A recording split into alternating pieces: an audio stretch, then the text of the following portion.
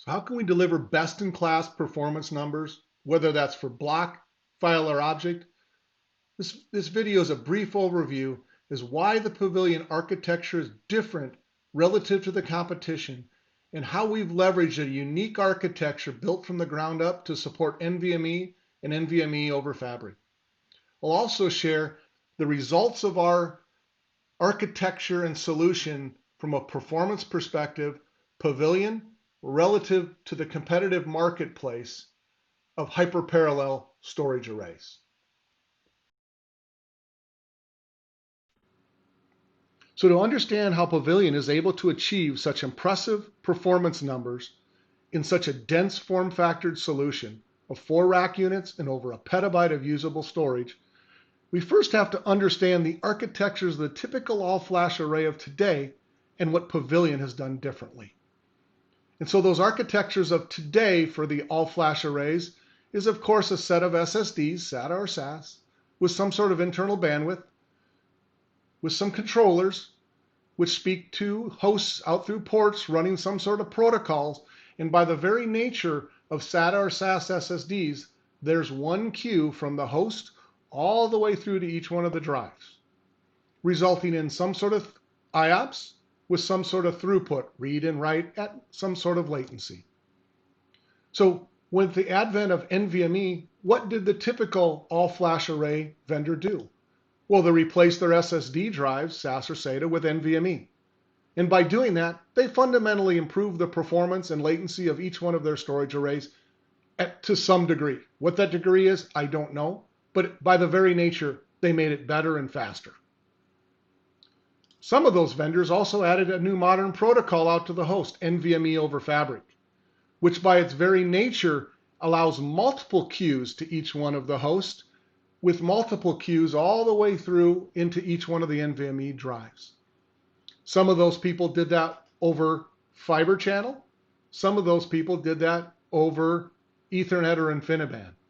When you do it over Ethernet or InfiniBand, you have the ability to do RDMA or remote memory access right to the drives.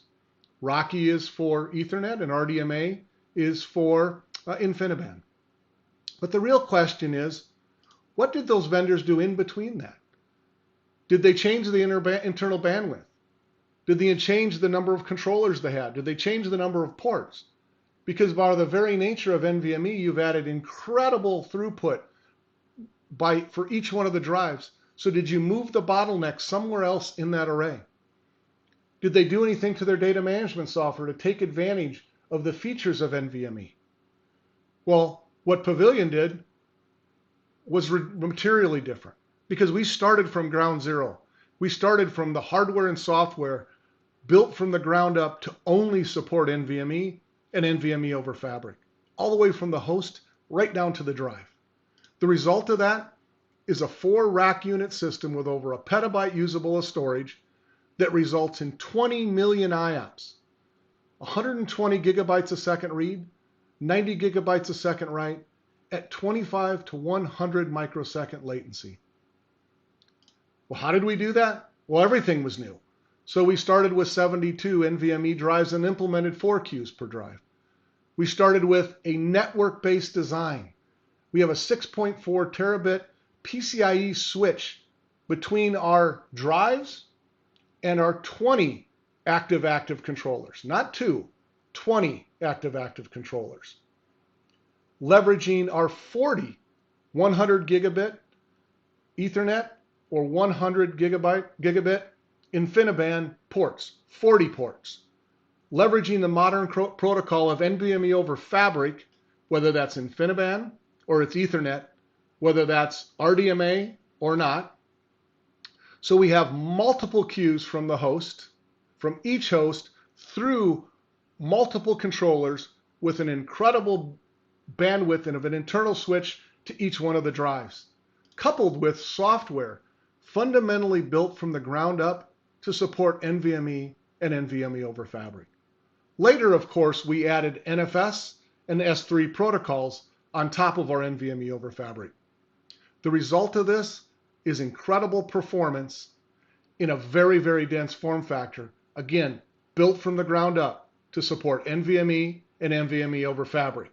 What we did differently was everything. As our customers say, this is one of the reasons we've made the impossible possible. So as we talk about hyperparallelism, there's a couple approaches to that. Is to have a node and to scale those nodes horizontally from a storage perspective and have them clustered together. Pavilion has taken the approach with our unique architecture and unique software to have those independent controllers scale horizontally with inside a unique densely packaged form factor of 4 rack units.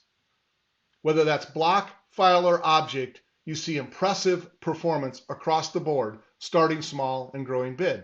Let's look at the competitive landscape as it relates to that. In the EMC Dell world of a PowerMax all NVMe, you can start small with a single brick and scale that to 8 bricks, enabling hyperparallelism. That's 2 racks of storage. NetApp can start small with a single AF800 and externally cluster those together up to 12 of those AF800s. Pure can start relatively small with an X90 with 1 direct flash tray and add a second direct flash tray.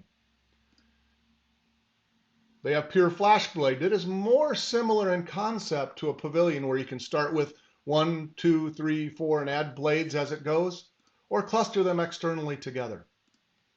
Or the Hitachi's new VSP 5000 can start with a single node and move up to 3 of those nodes, which are both 2 controllers in each one. But let's look at the difference. Pavilion delivers block, file, or an object in a 4 rack unit form factor at 20 million IOPS. Let's summarize EMC's platform.